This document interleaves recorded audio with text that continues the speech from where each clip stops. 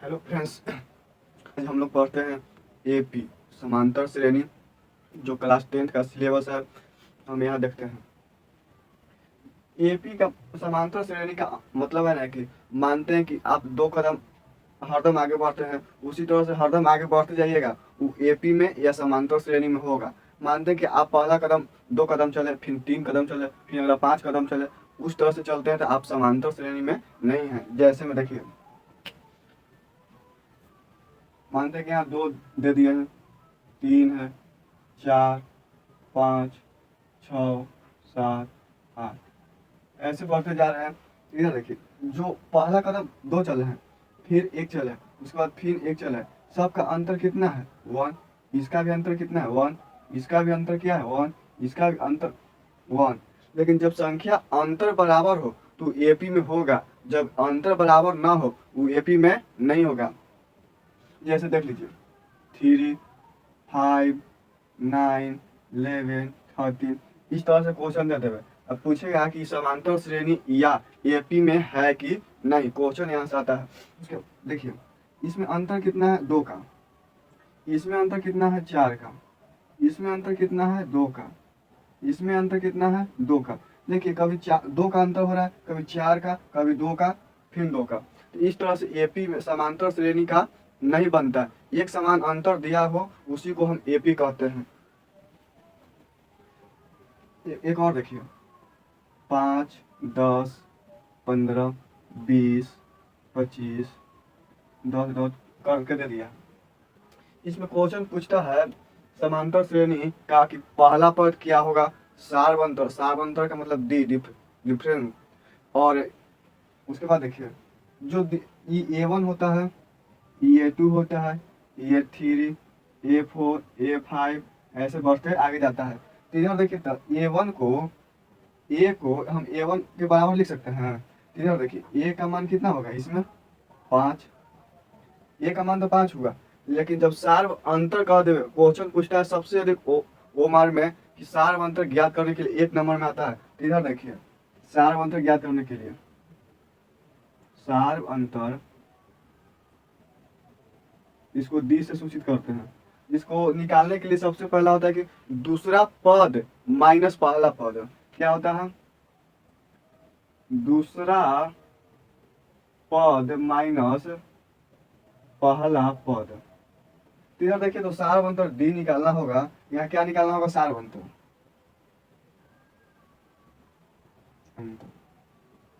D, D से सूचित करते हैं। सारवंतर क्या करना होगा? दूसरा पद। इसमें देखिए, तो दूसरा पद ये वाला है। दूसरा पद कितना है? 10। अब दूसरा पद माइनस पहला पद, दूसरा पद ये होगा तो पहला पद ये होगा। कितना होगा? 5। तो 10 में से 5 गया तो कितना बचेगा? 5। डी का मान निकल गया। लेकिन मानते हैं कि ए का तो मान जो दिया था वो फिक्स है, डी का भी मान दूसरा पद माइनस पहला पद। देखिए, किसी भी संख्या को लीजिएगा ना, यहाँ ये पहला पद हुआ, ये दूसरा पद हुआ। मानते हैं कि यहाँ से क्वेश्चन दे दो, ये मानते हैं कि नहीं देगा कि दूसरा पद है ये पहला पद। तो यहाँ 15 माइनस 10 बराबर कितना? 5। अंतर से सबका 1 बराबर है। सबका अंतर जब बराबर हो तो एपी में कहलाएगा, और जब जिसका अंतर बराबर ना हो वो एपी में नहीं कहलाएगा।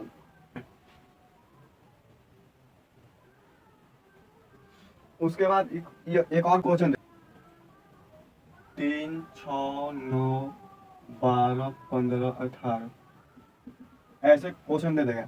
इसमें पूछेगा कि पहला पद क्या होगा, सारवंतर क्या होगा। देखिए कैसे निकालेंगे। जो दिया गया रहता है उसको पहला पद कहते हैं, तो पहला पद 3 हो गया। सारवंतर का है डी।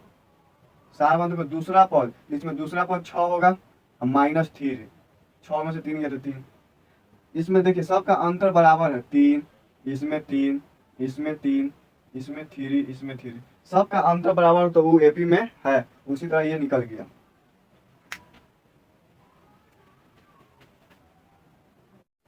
के बाद और देखते हैं, क्वेश्चन दे देगा यहाँ क्या कि 4, 6, 8, 10 करते करते करते यहाँ 40 दे देगा। इसमें क्वेश्चन है पहले कि इसमें कितना पद है, ए का मान ज्ञात कीजिए, सारवंतर ज्ञात कीजिए। इसमें यहाँ देखिए, पहला पद, पहला पद को ए से सूचित करते हैं, सारवंतर को 20 है और अंतिम पद को ए एन से सूचित करते हैं। संख्या को तो हम लोग जानते ही हैं एन से।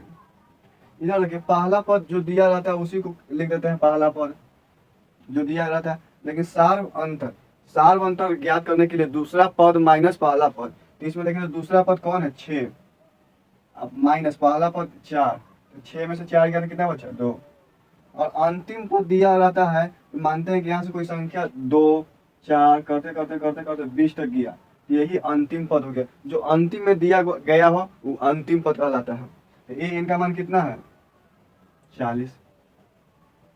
लेकिन संख्या पूछ दिया है कि यहाँ से यहाँ तक आने में संख्या कितना होगा, 1 2 3 4, उसके बाद और बीच में नहीं है, तो उसको ज्ञात करने के लिए एक फार्मूला का उपयोग किया था, जो फार्मूला इस तरह से है, ए एन बराबर a plus n minus 1 into d, यही फार्मूला होता है।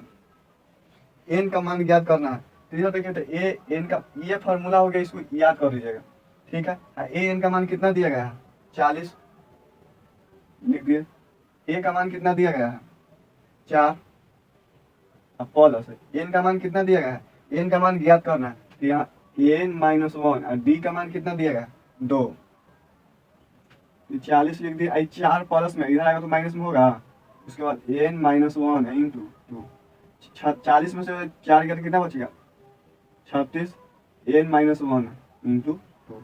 ऐसा देखिए ये गुना में 2 है, इधर आएगा तो क्या में होगा भागा में, 36/2 एन माइनस 1, कितना बार में 18, 18 बराबर एन माइनस 1, 18 एक माइनस इधर है तो प्लस में होगा बराबर एन। एन का मान कितना है, यहाँ से यहाँ तक आने में कितना संख्या की जरूरत पड़ा है 19 संख्या की जरूरत पड़ा है। एक और क्वेश्चन हम लेते हैं, इसमें सबसे पहले क्वेश्चन पूछेगा कि पहला पद सार्व अंतर पदों की संख्या और ए इनका मान ज्ञात करें। इधर देखिए पहला पद जो दिया रहता है उसी को लिख देते हैं, तो पहला पद कितना हो गया 4, और सार्व अंतर ज्ञात करने के लिए दूसरा पद माइनस पहला पद होता है, तो इसमें दूसरा पद कितना है 8 या 12 रह गया 12 16 20, ठीक है। दूसरा पद कितना है 8 माइनस 4 बराबर 4। अंतिम पद देखेंगे कि दिया गया कितना है 120, और पदों की संख्या ज्ञात करने के लिए कह रहा है, तो अभी कुछ देर पहले एक फार्मूला लिखवाए थे, ए एन बराबर a plus n minus 1 into d, ठीक है। ए एन का मान कितना दिया गया 120, 120 लिख दिए। ए का मान कितना दिया गया 4, एन का मान नहीं पता है, और डी का मान कितना है 4, तो 120 प्लस में इधर आएगा तो माइनस में एन माइनस 1 इंटू 4, 120 में से 4 जगह कितना 116, एन माइनस 1 इंटू 4, 116 4 गुना में इधर आएगा तो भागा में एन माइनस 1, ये कटेगा कितना बार में 29 बार में,